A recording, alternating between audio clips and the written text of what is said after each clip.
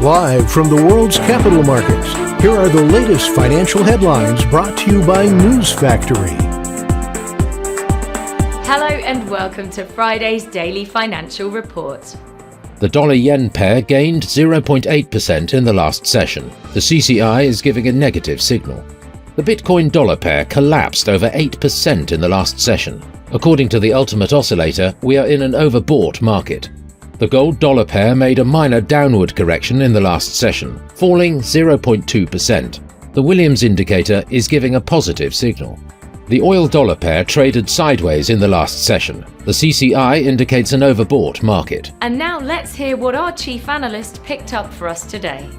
Global stocks rose after the Federal Reserve Chairman downplayed the likelihood of bigger interest rate hikes following the US Central Bank's biggest increase in 2 decades.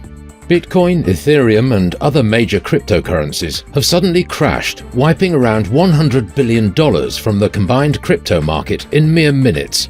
The Bitcoin price is down around 5%, with the Ethereum price seeing a similar decline.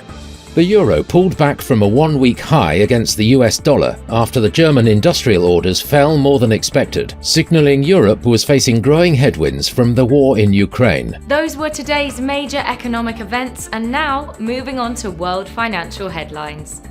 The US non-farm payrolls will be released at 12:30 GMT. The US unemployment rate at 12:30 GMT. Finland's trade balance at 0600 hours GMT. Germany's industrial production will be released at 0600 hours GMT. Japan's CFTC JPY NC net positions at 1930 GMT.